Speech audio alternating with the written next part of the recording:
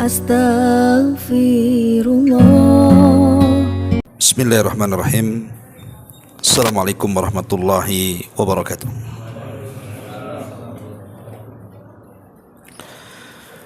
Alhamdulillah wassalatu wassalamu ala rasulillah wa ala alihi wa sahbihi wa mawalah wa la hawla wa la quwata illa billahi wa ba'du.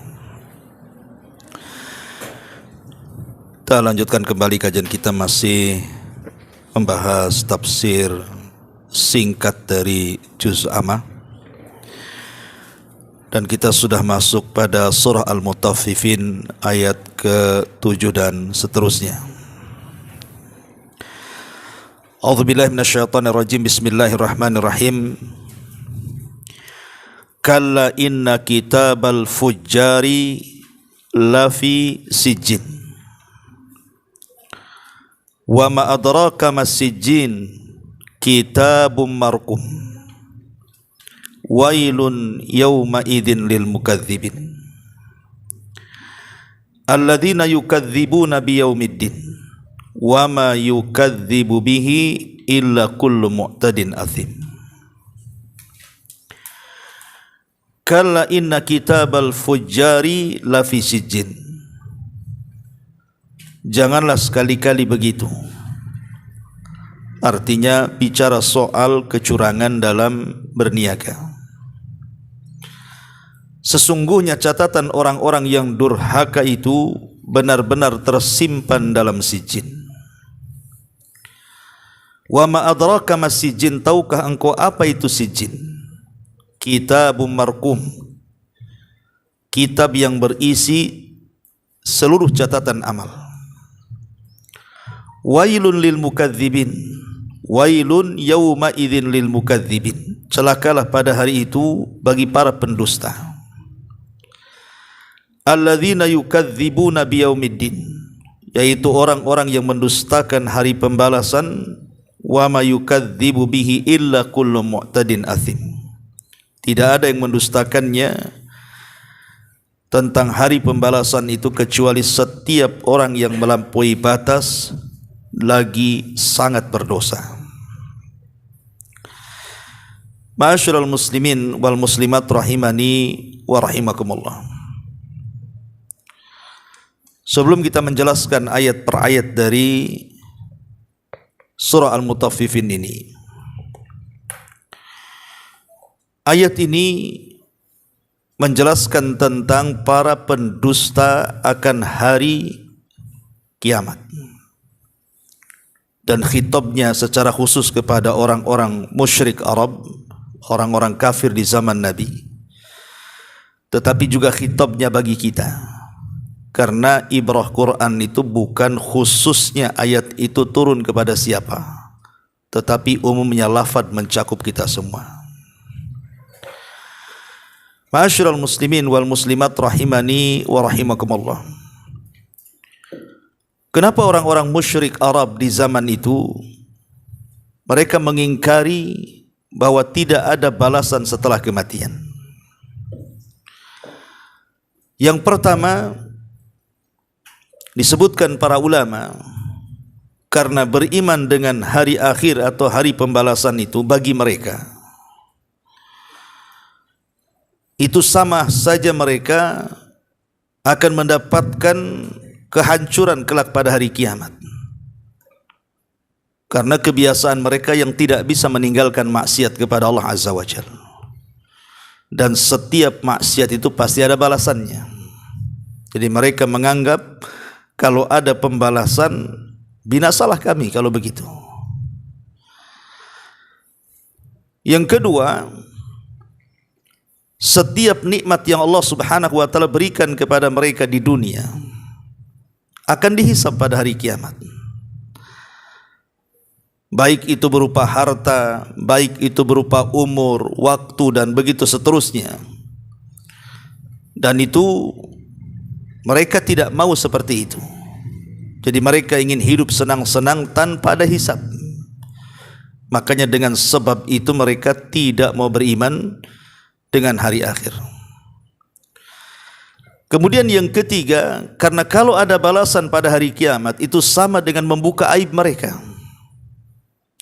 Karena sebagian mereka orang-orang jahiliyah itu, mereka orang-orang zalim, suka menindas orang-orang yang lemah, suka mencuri, mengambil hak orang lain. Sementara pada hari kiamat semua catatan amal kita akan ditampakkan di hadapan manusia, dan itu akan mempermalukan diri mereka. Lah, tiga sebab inilah kenapa kemudian orang-orang jahiliyah itu, orang-orang musyrik ataupun orang-orang kafir di zaman itu mengingkari tidak adanya hari akhir ataupun hari pembalasan. Makanya Allah Subhanahu wa taala singgung di sini. Dan rata-rata ayat-ayat Makkiyah, ikhwan, kalau antum membaca Al-Quran ayat-ayat Makkiyah ya, bukan ayat-ayat Madani. Maksudnya ayat-ayat Makki itu turun sebelum hijrah, dan ayat Madani itu turun setelah hijrah. Itu umumnya bicara soal akidah, soal keimanan dengan hari akhir, soal balasan, soal hisab, soal sorga, soal neraka, dan begitu seterusnya.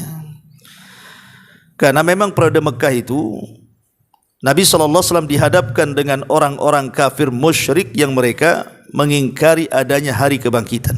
Makanya ayat-ayat yang turun itu kebanyakan seputar itu. Kalau antum mengikuti tafsir Al-Quran dari mulai awal surat sampai kul a'udzu birabbin nas sampai sekarang surah Al-Mutaffifin, umumnya juz amma itu Makkiyah. Karena banyak bercerita tentang akidah masalahnya, tentang keimanan kita dengan hari akhir. Ma'asyiral muslimin wal muslimat rahimani wa rahimakumullah. Tentu dalam Islam ada dampak yang akan diberikan kepada orang-orang yang mengingkari atau mendustakan hari akhir itu. Apa saja dampak buruknya? Pertama, orang yang mendustakan tentang adanya hari akhir itu adalah sababun lil adzabil alim wal bu'du an rabbil alamin. Sebab dia akan mendapatkan azab yang pedih dan jauhnya dia dari Rabb semesta alam. Disebutkan dalam sebuah hadis, Nabi SAW mengatakan, "Thalathatun la yukallimuhumullahu yaumal qiyamah wala yanzuru ilaihim wala yuzakkihim walahum adzabun alim." Ada tiga kelompok, kata Rasul, kelak pada hari kiamat tidak akan diajak bicara oleh Allah, tidak akan dilihat oleh Allah, tidak akan dibersihkan dosa-dosanya oleh Allah, bahkan bagi mereka azab yang sangat pedih. Dan Rasul mengucapkan seperti ini 3 kali, sampai Abu Dzar Al-Ghifari radhiyallahu anhu mengatakan, khabu wa khasaru, sungguh rugi orang itu wahai Rasul. Siapa mereka? Maka Nabi SAW mengatakan, al-musbil, pertama orang yang isbal, orang yang melembrehkan pakaiannya di bawah mata kaki bagi laki-laki. Kemudian al-mannan, orang yang mengungkit-ngungkit pemberian. Kemudian al-munafiq sil'atahu bil halifil kadhib, orang-orang yang kemudian berani bersumpah dusta untuk melariskan dagangannya. Maka di sini ada kalimat al-kadhib, dusta untuk melariskan dagangannya. Artinya orang yang kemudian menipu orang untuk melariskan dagangannya, hakikatnya dia tidak yakin dengan kehidupan setelah kematian. Bahwa dengan berdusta itu sebenarnya ada balasan, tapi dia tidak takut dengan balasan itu, atau boleh jadi mengingkari soal balasan itu.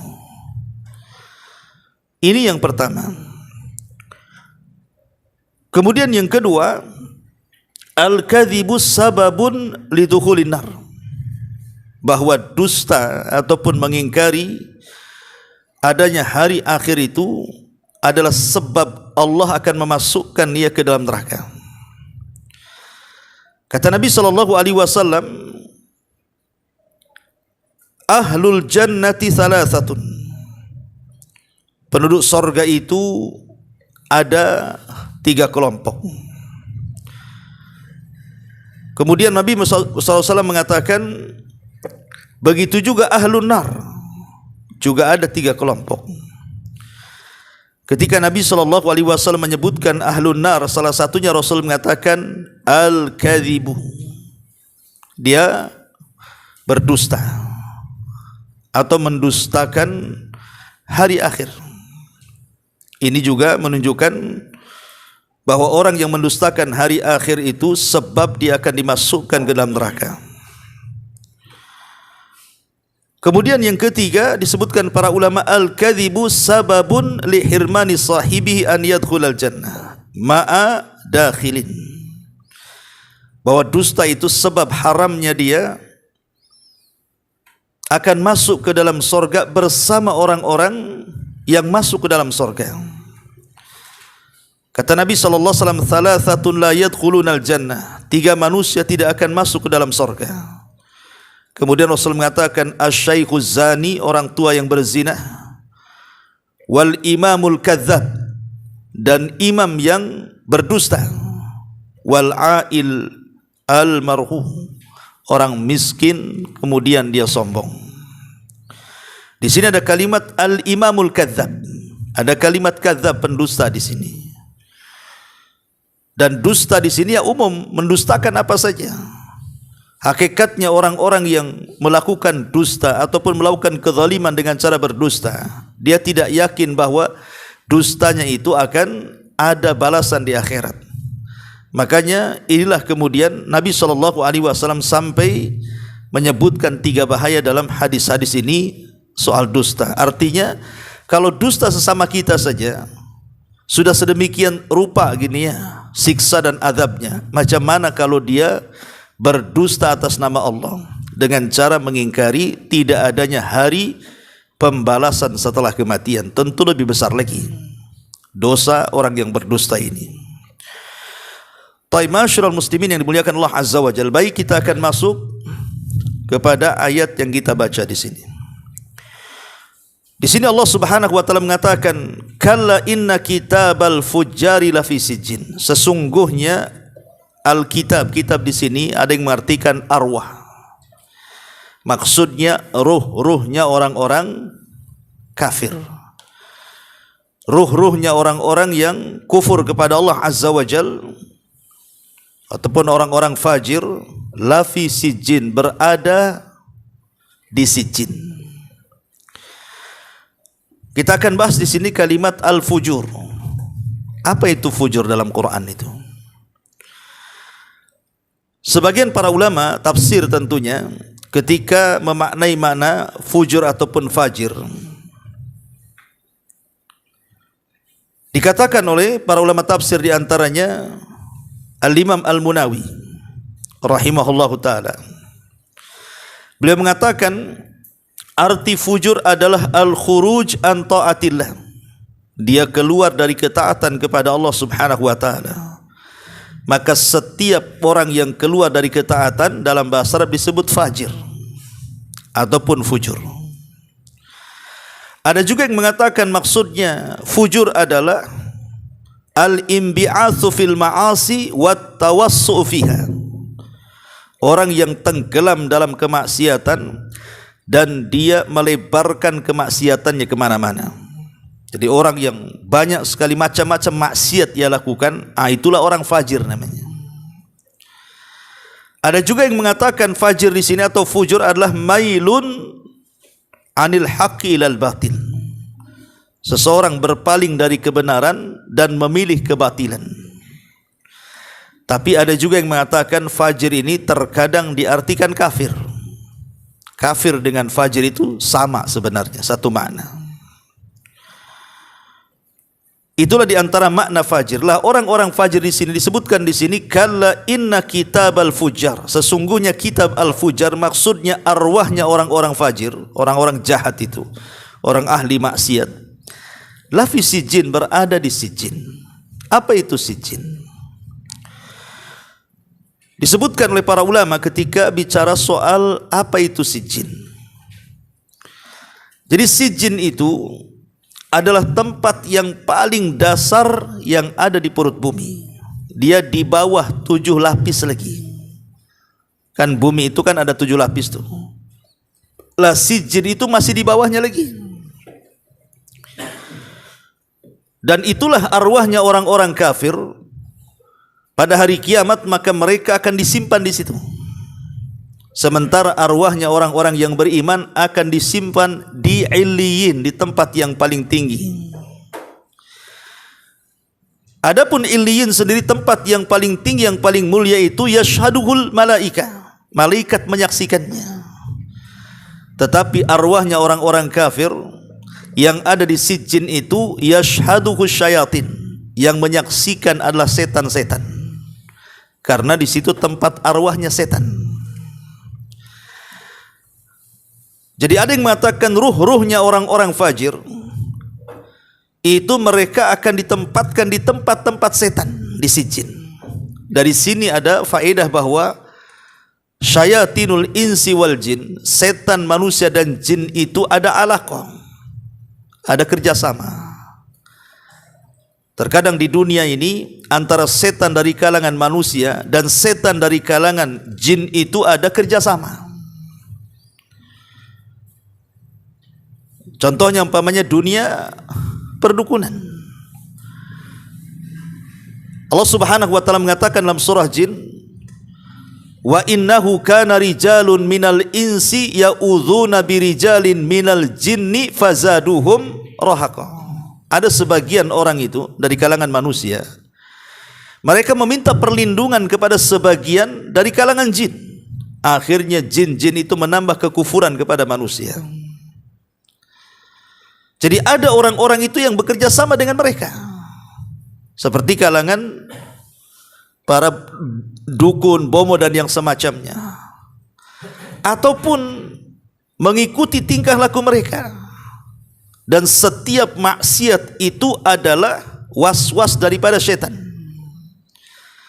Makanya kenapa kemudian orang-orang yang ahli maksiat, apalagi semua maksiat dilakukannya sampai kepada tingkat fujar, maka ruh-ruh mereka akan dicampur adukkan dengan tempat-tempat syaitan yang ada di sijin.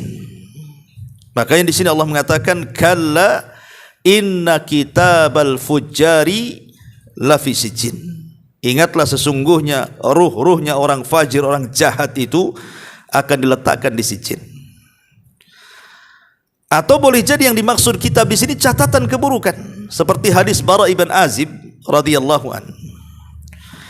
Ketika Nabi SAW menceritakan tentang ruhnya orang yang beriman yang bisa melewati lapisan-lapisan langit,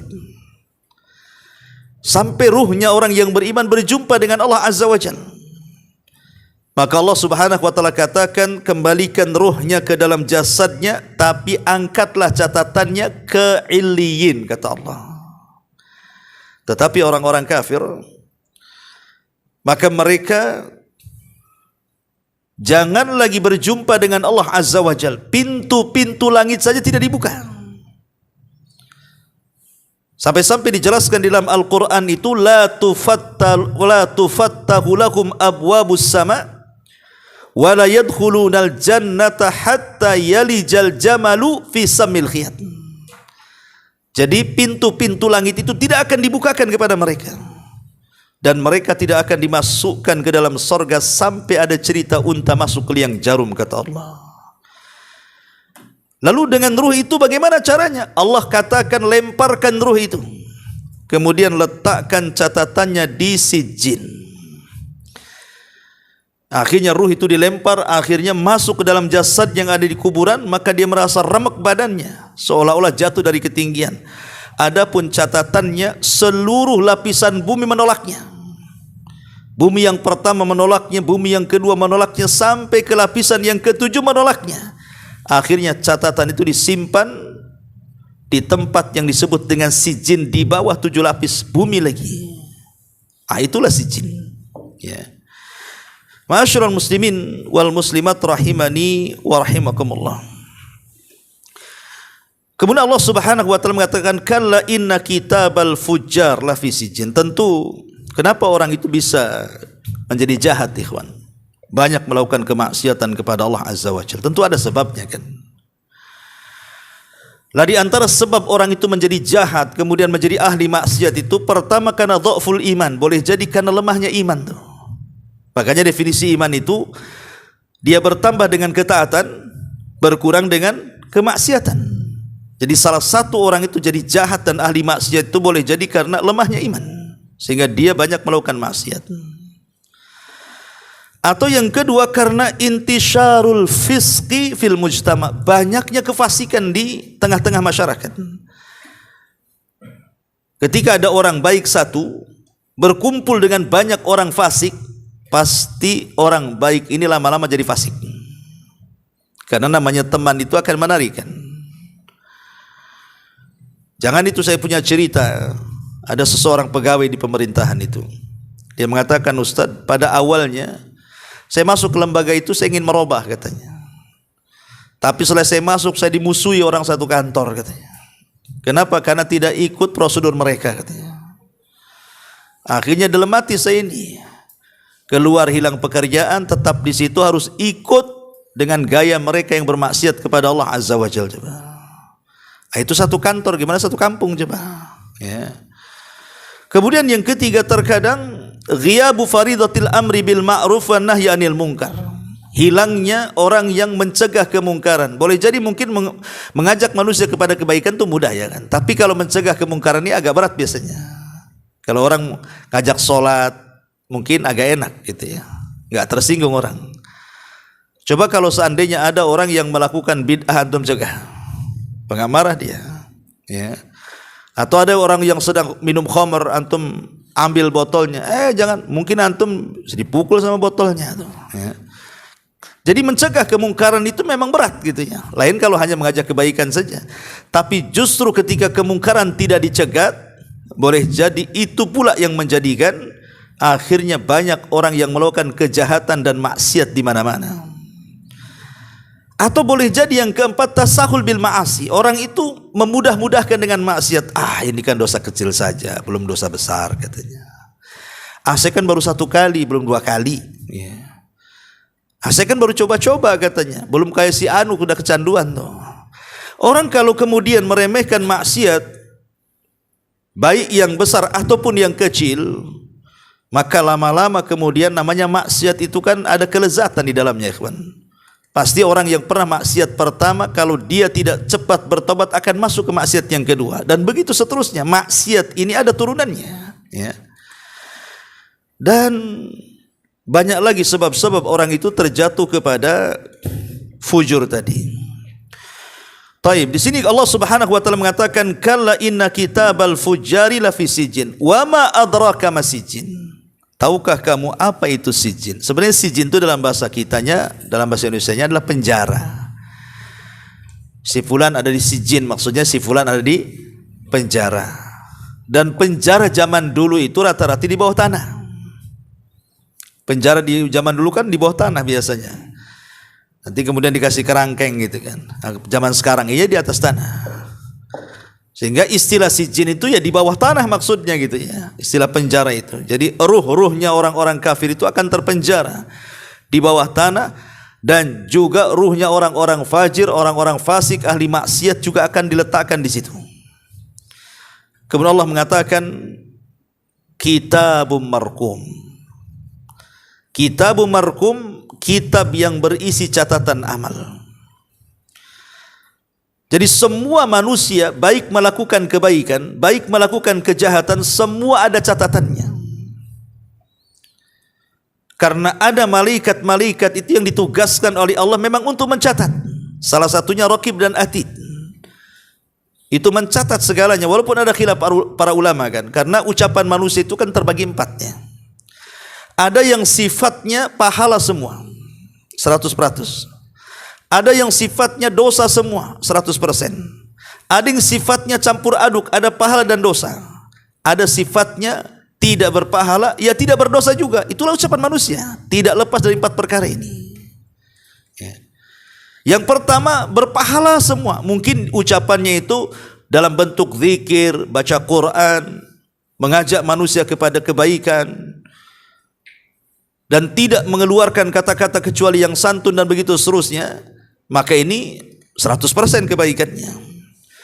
Tapi ada kemudian ucapan itu 100% keburukannya kan. Yang keluar itu hanya ghibah, namimah, cacian, makian, hinaan, macam-macam. Maka itu 100% itu dosa isinya.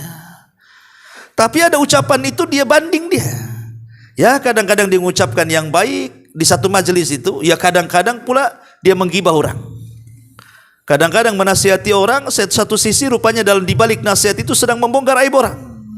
Ya memang seperti itu. Tapi ada juga kata-kata itu yang enggak mengandung dosa, yang enggak mengandung pahala, kayak antum ngobrol lah sama kawan itu.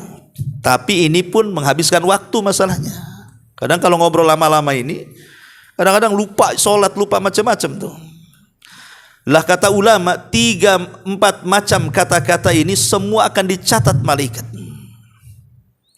Walaupun itu bentuknya tidak ada dosa dan pahala. Tetapi yang dihisab itu cuma 2 saja. Pertama ucapan yang mengandung dosa, yang kedua ucapan yang mengandung pahala saja. Tapi sebagai amanah ilmiah para malaikat yang mencatat itu, dia akan mencatat sampai kepada kalimat aduh saat sakit pun dicatat. Seperti yang terjadi kepada Imam Ahmad saat sakit. Dia mengerung kesakitan mengatakan aduh. Kemudian muridnya mengatakan ya Imam, innal anina kalimatun wal kalimatu tuktab, katanya. Ingat Imam, kalimat aduh itu kalimat loh, dan kalimat itu dicatat malaikat. Langsung diam Imam Ahmad. Padahal dia sedang mengerung kesakitan tuh, karena takut dicatat. Ya. Jadi semua catatan itu lengkap di tangan para malaikat. Itulah kitabun marqum. Ya kalau itu catatannya kebaikan, ya tentu diletakkan di Iliyin. Tapi kalau catatannya semua keburukan, maka diletakkan di Sijjin. Kitabun marqum. Kemudian Allah mengatakan wailun yauma idzin lil mukadzibin. Celaka pada hari itu bagi para pendusta. Kalimat wail sudah saya jelaskan bahwa kalimat wail ini banyak makna. Ada yang mengatakan kalimat wail ini artinya seseorang mendoakan dirinya sendiri akan kehancuran. Ada orang mendoakan untuk dirinya sendiri akan kehancuran. Itulah namanya wail. Ya. Tapi ada juga yang mengatakan wail itu artinya sebuah lembah di dalam jahanam. Saking panasnya kalau gunung-gunung yang ada di bumi itu dipendamkan di situ, maka akan meleleh. Saking panasnya dan terbakarnya. Bahkan dijelaskan lembah itu bukan hanya sekedar panas, tapi syadidul qa'ri, syadidul zulmi, syadidun natani. Jadi sangat dalam sehingga gelap, sangat busuk karena seluruh nanah penduduk neraka itu masuk ke situ. Itulah wail. Untuk siapa wail? Yauma idzin lil mukadzibin, bagi orang-orang yang mendustakan akan hari balasan. Orang-orang yang mendustakan akan hari balasan, maka mereka terancam dengan wailun, dengan wadin fi jahannam, syadidul qa'ri, syadidun natani, syadidul dulmi, sangat dalam, sangat busuk dan sangat gelap. Naudzubillah. Celaka bagi mereka para pendusta. Dusta ini ikhwatu fillah muliakan Allah Subhanahu wa taala, lawan daripada as-sidqu, kejujuran. Makanya Rasul mengatakan alaikum bis-sidqi, wajib atas kalian jujur. Fa inna sidqa yahdi ilal bir, karena kejujuran itu mengarah kepada albir, kebaikan. Wal bir yahdi ilal jannah, sementara kebaikan mengarah ke surga.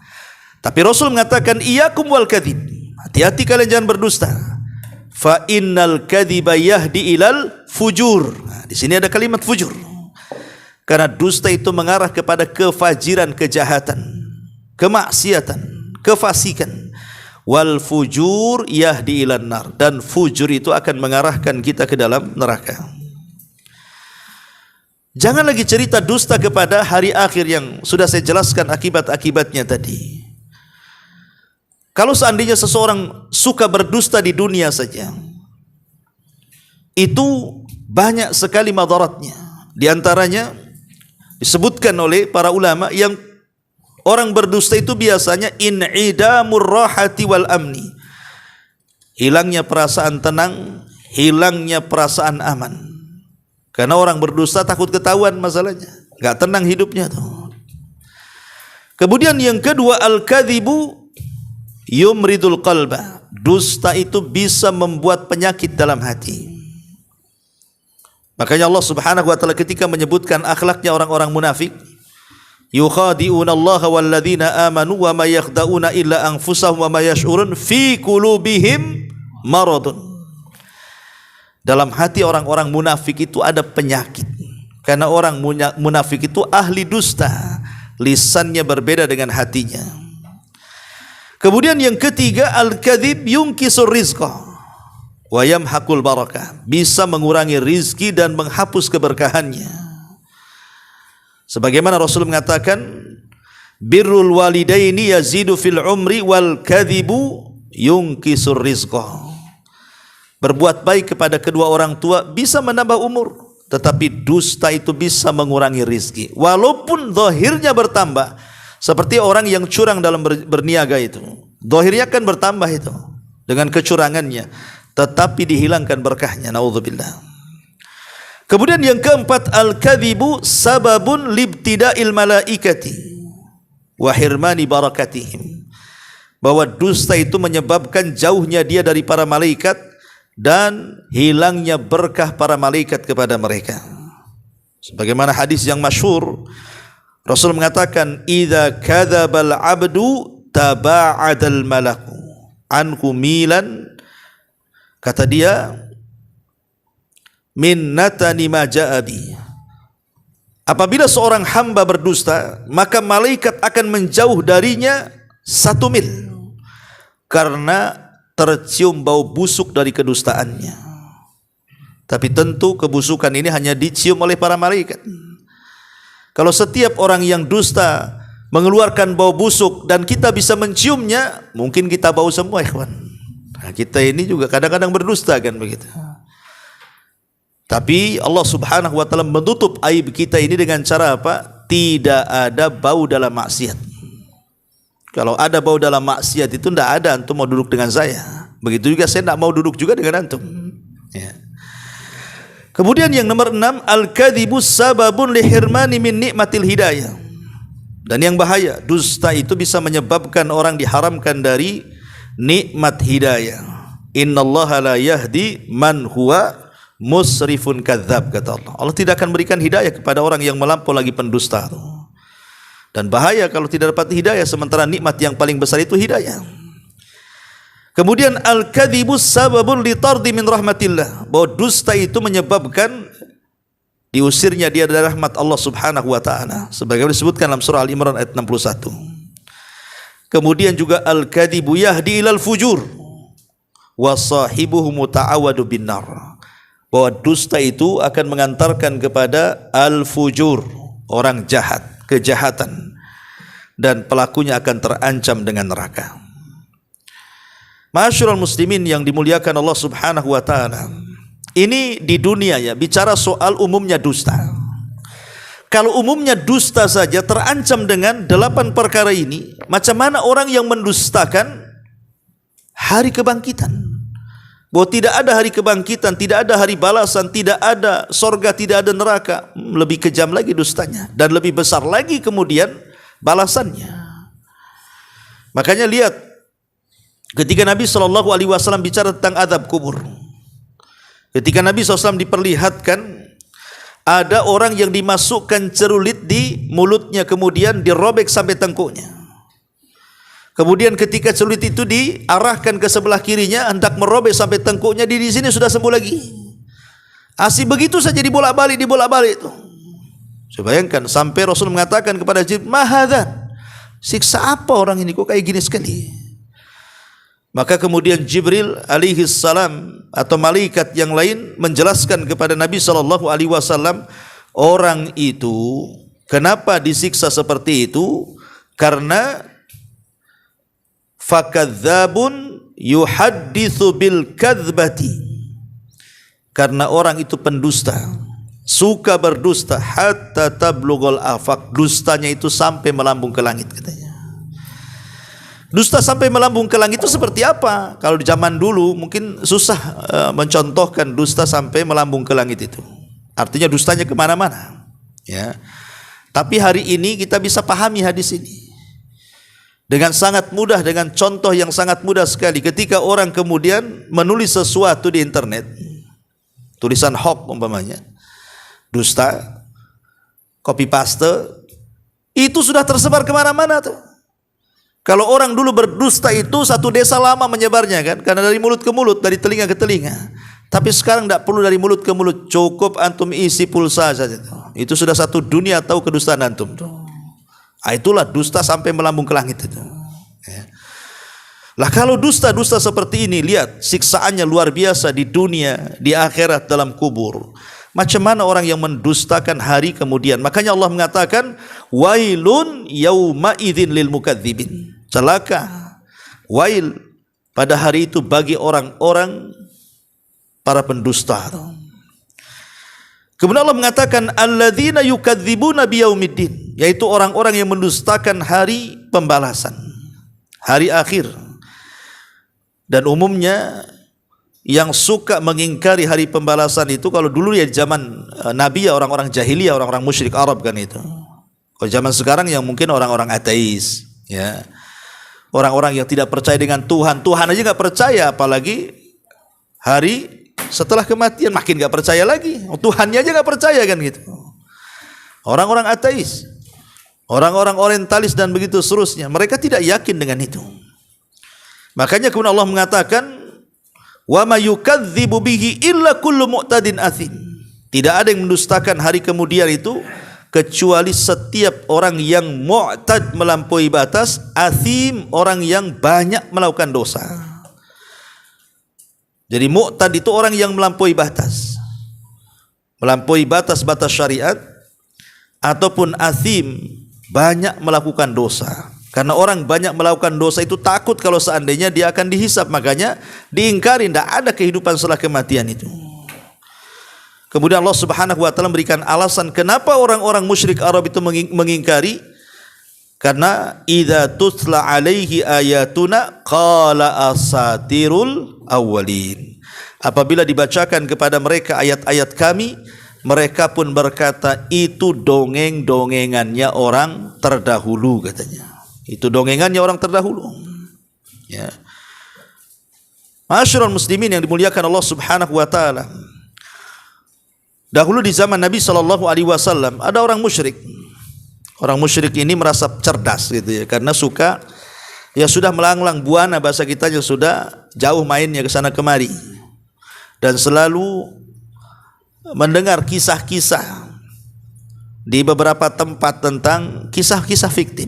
Banyaklah di negeri kita kan ada juga kisah-kisah fiktif, kisah-kisah yang di desa-desa kayak cerita Tangkuban Perahu gitu ya, Maling Kundang atau apa kan, cerita rakyat tuh kan itu belum tentu juga kebenarannya kan itu ya. Bisa ya bisa tidak, namanya cerita rakyat, sanadnya aja nggak jelas kan itu. Lah ada orang-orang di zaman Rasul itu orang musyrik yang suka dengan cerita-cerita rakyat itu, diambil dari negara-negara luar.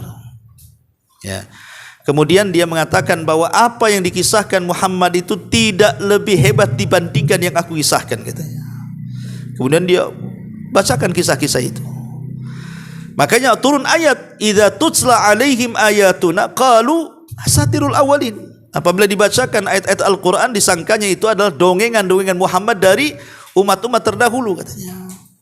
Karena isinya Quran itu kan tentang kisah-kisah umat dulu kan, kisahnya para nabi, kisahnya kaum para nabi, kisahnya para pendusta nabi. Kebanyakan umat-umat dulu diceritakan dalam Quran. Tetapi ikhwatu fillah muliakan Allah Azza wa Jal, bahwa kisah-kisah dalam Al-Quran itu semua benar, karena yang mengkisahkan bukan Nabi. Yang mengkisahkanlah wahyu yang Allah turunkan kepada Nabi SAW. Wa ma yantiqu anil hawa in huwa illa wahyun yuha. Bahwa Nabi SAW tidak pernah mengucapkan dengan hawa nafsunya, yang diucapkan adalah wahyu yang diwahyukan kepadanya. Ya.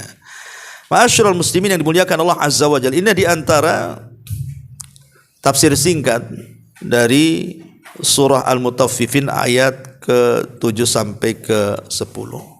Wallahu a'lam bishawab. Dah enggak usah banyak-banyak ya. Sedikit-sedikit aja. Mudah-mudahan ada manfaatnya. Sebelum saya tutup, kalau ada yang bertanya silahkan kita buat tanya jawab. Silakan ibu-ibu kalau mau bertanya.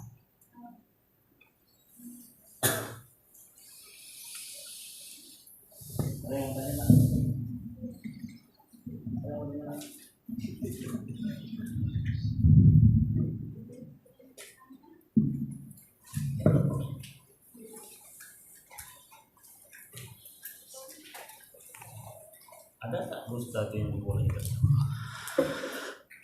Oke, ada pertanyaan dari tuan rumah. Ada enggak dusta yang dibolehkan? Asal dusta itu dilarang. Sampai Syekh bin Baz pernah ditanya, saya mendengar di salah satu YouTube. Jadi dia mengatakan, Syekh, boleh enggak orang tua mendongengi anaknya sebelum tidur?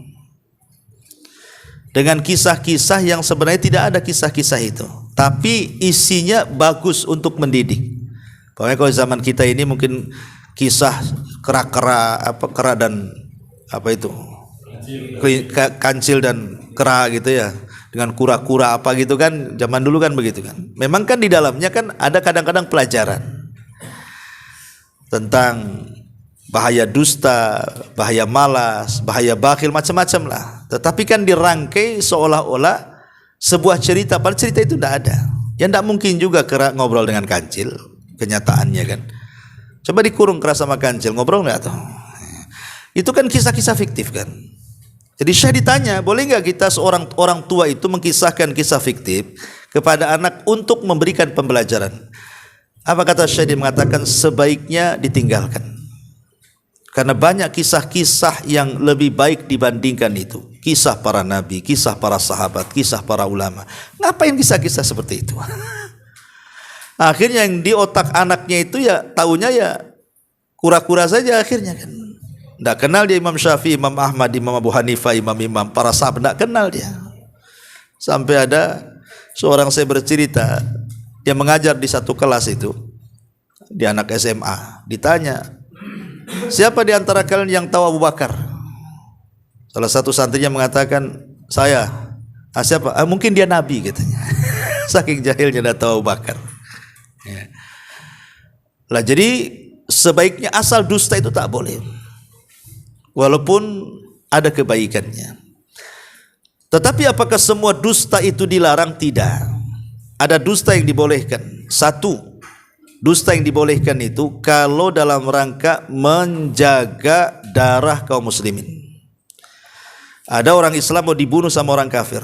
Ada dua tetangga nih bertengkar. Yang satu kafir, yang satu mukmin. Bertengkar. Yang kafir ini sudah bawa golok gitu kan. Yang mukmin ketakutan, sembunyi di rumah antum. Kemudian dia nyari-nyari ke rumah antum itu. Kata antum, tidak ada di sini. Padahal ada di dapur kan. Itu kan dusta juga. Boleh, karena untuk menjaga darah seorang muslim. Yang kedua, dusta dalam rumah tangga. Tujuannya hanya untuk keharmonisan rumah tangga. Itu boleh berdusta dalam rumah tangga. Jadi intinya dusta untuk kemaslahatan. Karena ada juga dusta yang tersel dari rumah tangga. Contoh umpamanya seorang istri berdusta kepada suami, bang, itu suami tetangga kalau saya dari pasar nengokin saya terus. Kira-kira antum marah nggak sama tetangga itu? Oh, ambil pentungan, kurang ajar dia, ganggu istri saya kan itu. Ini dusta tak boleh kayak gini. Itu dusta mancing-mancing itu, keributan. Ya. Maksudnya dusta dalam rumah tangga keharmonisan itu ya maksudnya dusta dalam bentuk pujian. Ya, oh kamu itu cantik, padahal paling jelek satu kampung, nggak masalah. Ya. Oh pakaiannya bagus, padahal norak. Gitu. Oh masakannya enak, padahal kecut dan asin macam-macam. Tidak ada masalah kalau itu. Ya, ataupun mungkin antum dipuji istri antum. Wah paling putih, padahal hitam sendiri di kampung itu. Pamannya. Nggak ada masalah kalau hanya untuk keharmonisan keluarga. Ya, itu dusta-dusta yang ataupun dalam bentuk tauriah. Terpaksa berdusta, tapi dengan tauriah seperti Ibrahim. Ya. Ketika ditanya oleh Namrud, A anta fa'alta hadza bi alihatina ya Ibrahim. Ibrahim, kau yang menghancurkan patung-patung itu ya? Ya, kata Ibrahim sambil jempolnya nunjuk patung yang paling besar itu. Bal fa'alahu kabiruhum hadza, katanya. Yang melakukan bukan aku, katanya. Itu patung yang paling besar, toh palunya juga di situ, katanya. Padahal maksud Ibrahim itu yang melakukan jempolnya ini, tapi diarahkan ke patung. Ya. Kenapa kemudian Ibrahim mengarahkan ke jempol begini, bukan begini? Begini. Karena memegang sesuatu itu kalau tanpa jempol tidak akan kuat. Antum pegang palu, jempol jangan ikut campur. Kira-kira ada tenaga enggak? Nih gagang nih, antum gini ketuk-ketuk mana bisa. Yang buat kuat pegangan itu jempol. Kan? Ibrahim itu maksudnya jempolku yang melakukan, cuman diisyaratkan ke patung. Itu namanya tauriyah. Atau di zaman Imam Ahmad, ketika banyak para ulama tidak sanggup untuk menghadapi fitnah khalqil Quran. Pokoknya siapa yang mengatakan Quran makhluk masuk penjara, bahkan sampai dibunuh. Seperti Al-Buaiti, kawannya Imam Syafi'i, mati di penjara. Muhammad ibn Nuh mati di penjara. Banyak mati di penjara itu. Ya. Lah ada ulama-ulama yang tahan dengan siksaan penguasa. Khalifah Ma'mun tidak tahan dia. Terpaksa dia berdusta dengan cara tauriyah.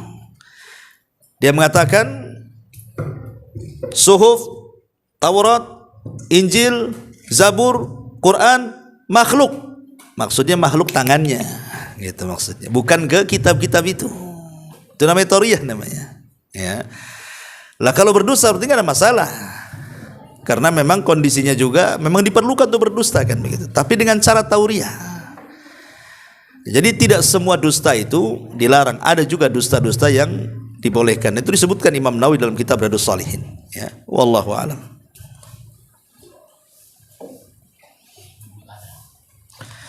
Ya Bu, enggak ada. Kalau enggak ada kita tutup.